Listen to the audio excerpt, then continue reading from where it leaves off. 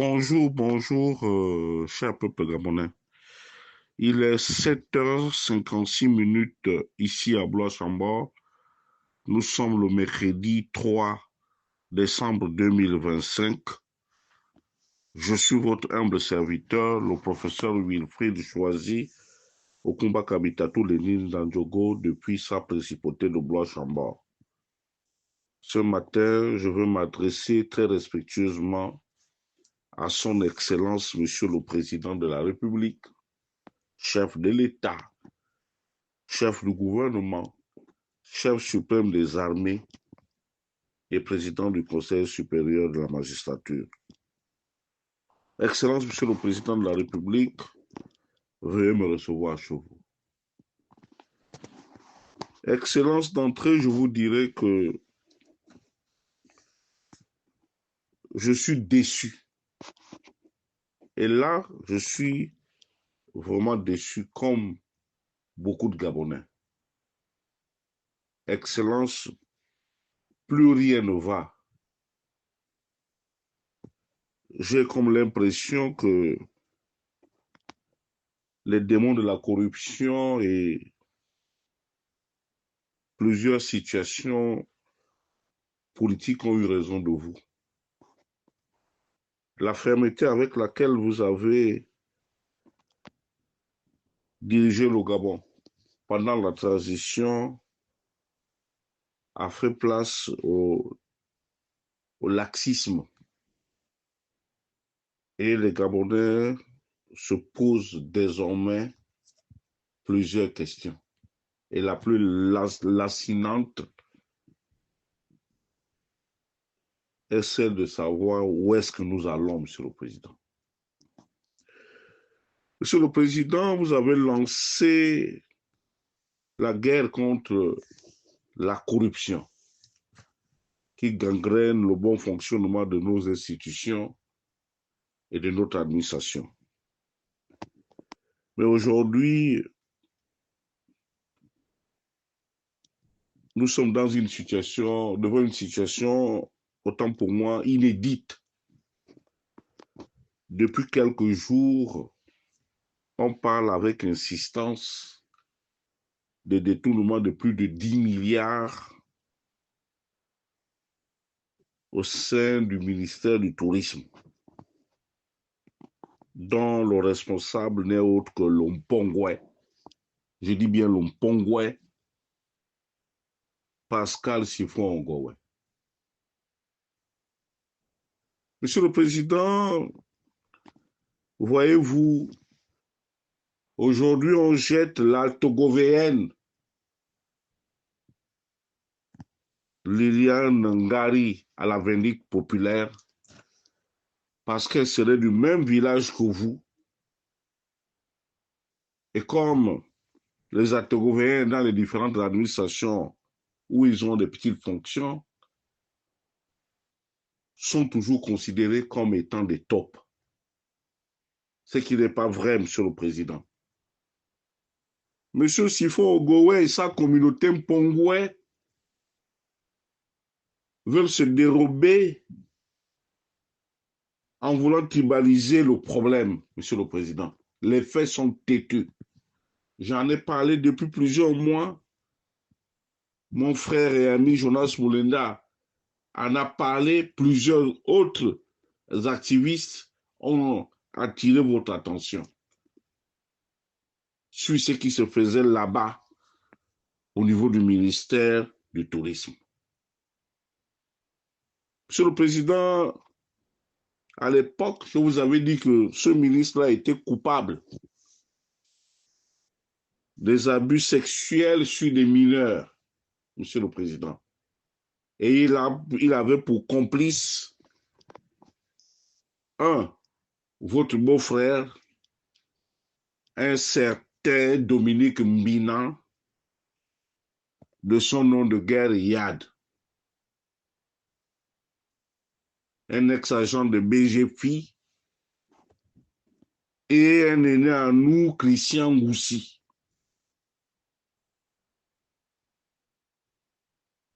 Tous les trois, ils faisaient ce qu'on appelle la pluralité sexuelle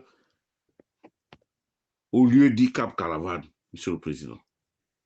J'ai attiré votre attention. Comme il est devenu constant, vous vous êtes entêté, vous avez fait confiance à votre ami, il vous a berné aujourd'hui, il a détourné 10 milliards de francs CFA et aujourd'hui il brandit la menace communautaire, comme si nous aussi, nous n'appartenons pas à des communautés, Monsieur le Président. C'est inacceptable. Mais pourquoi sommes-nous arrivés à ce niveau, Excellence? C'est tout simplement la réponse du berger à la bergère.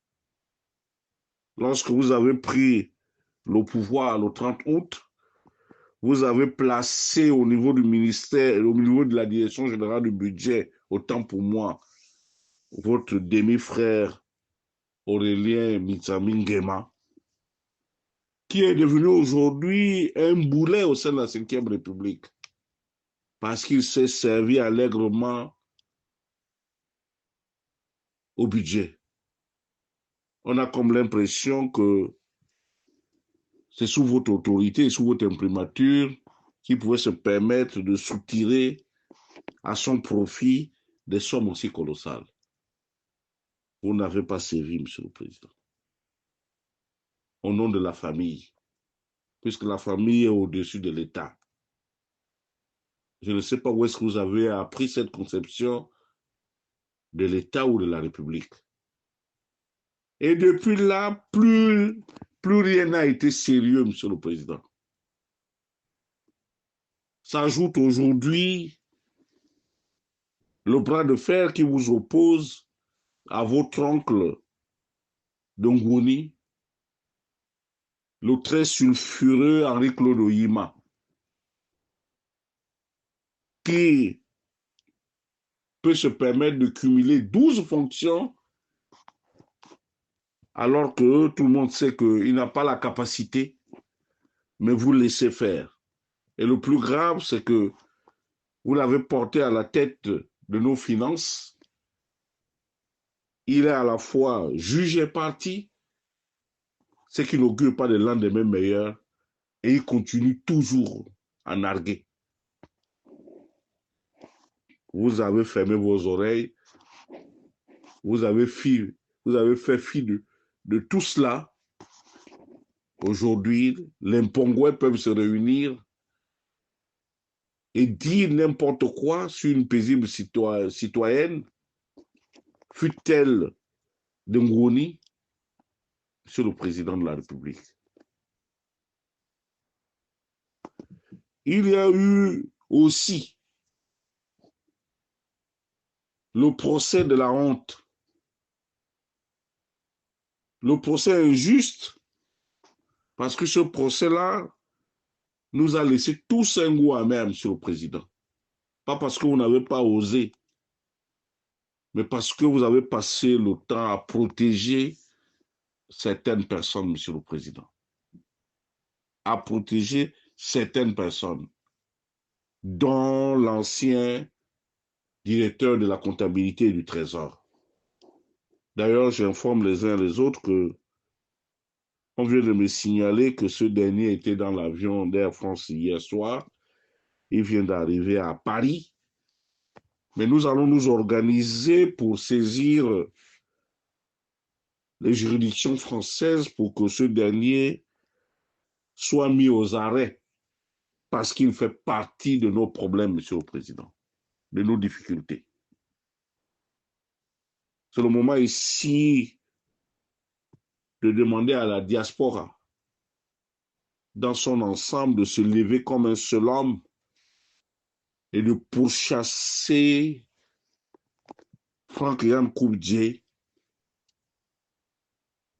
pour que ce dernier reprenne des actes de détournement, de blanchiment d'argent et de corruption dont le parquet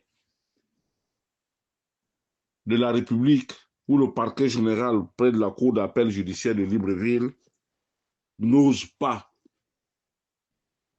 arrêter ce dernier. Il est libre de tous ses mouvements Il est libre d'utiliser l'argent de la pègre pour attenter à la vie des activistes. Monsieur le Président, Monsieur Ogowe Siphon peut s'entêter parce que vous refusez, Monsieur le Président. Vous avez tous les leviers entre vos mains. Vous êtes à la fois président de la République et chef du gouvernement. Il y a un membre du gouvernement qui est sale. Et Monsieur le Président, depuis le début, je me suis permis souvent d'attirer votre attention sur la composition des ministères. Ce ne sont plus des ministères au service des Gabonais dans leur ensemble, mais ce sont des ministères ethniques où le tribalisme règne à outrance. Mais lorsqu'on prend l'armature du ministère du Tourisme, lorsqu'on prend le cabinet de M. Pascal Siphon Ogowe Lompongwe, on constate pour le regretter, Monsieur le Président, que ce dernier n'a fait la part belle qu'aux membres de sa communauté. Donc on peut voler allègrement, on peut faire tout ce dont on veut, Monsieur le Président. Monsieur le Président, je pense que les faits sont graves. Il va falloir que vous leviez, vous sortiez autant pour moi, que vous démissionnez Monsieur Pascal Ogowe Siphon du gouvernement, afin que la justice puisse se saisir de cette affaire. Or, malheureusement, vous traînez parce que la peur a changé de camp. Les communautés peuvent maintenant vous dicter leurs lois. Mais dans le Haut-Togo, malheureusement, les sous-hommes, que sont les Baoumbu, n'ont pas voix au chapitre ou pouvoir enfermer leurs enfants sans que personne ne crie garde. C'est ce que nous constatons, Monsieur le Président. Et c'est triste. C'est triste parce que, après avoir lu Machiavel, Nicolas Machiavel, vous en avez fait une idole, votre idole. Mais je constate pour le regretter que toutes les théories de Machiavel ne sont pas utilisées à bon escient. Vous avez érigé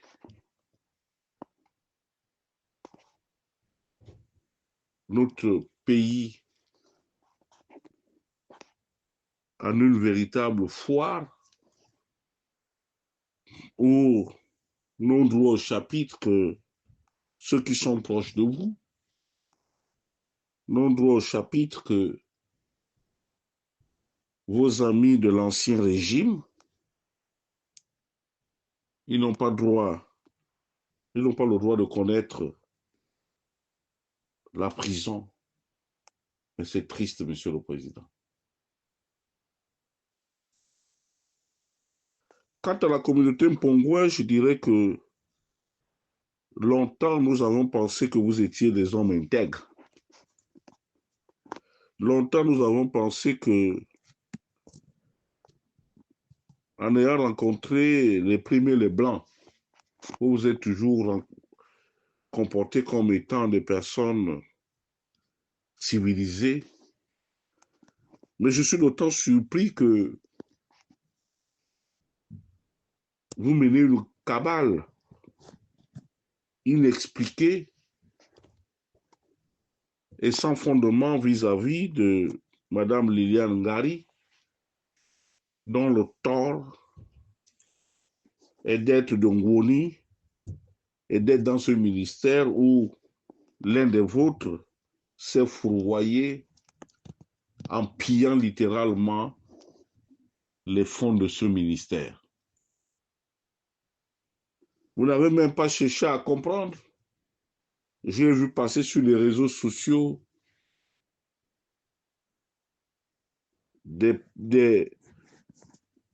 lettres pamphlétaires où même cette dernière est accusée par Pascal Ogoé Siphon ou Siphon Ogoé d'être celle qui aurait commandité la mort d'un certain de Feu Ziza. Autant pour moi. Mais je suis d'autant plus déçu parce que normalement, vous devez adopter le profil bas et comme on le dit, laisser la justice faire son travail. Je regrette aussi, Monsieur le Président, le simple fait que ni la présidence de la République, ni le gouvernement, via son porte-parole, personne n'est venu expliquer aux Gabonais ce qui se passait avec leur ministre du tourisme, entre guillemets, leur ministre, parce que ce ministre-là, en réalité, il n'est pas le nôtre, c'est le ministre de la communauté Mpongwe, comme le sont d'ailleurs plusieurs ministres. D'ailleurs, permettez-moi, Monsieur le Président, de vous poser la question. Vous situez Monsieur votre oncle, Henri-Claude Oyima, où est-il le ministre de la République ou le ministre de la principauté de Ngoni? Votre réponse m'obligerait, Excellence. C'est sur ces mots que je vous quitte en ayant les yeux larmoyants. Je sais désormais que le bateau prend de l'eau, mais il va falloir une thérapie. Il va falloir une espèce d'électrochoc pour remotiver les Gabonais. Sinon, Monsieur le Président de la République, nous allons inexorablement vers le pays de si je savais. C'était votre humble serviteur, le professeur Wilfried Chouazi Okumba Kabitatou Lénine Nadjogo, depuis sa principauté de Blanchambord. Je vous remercie.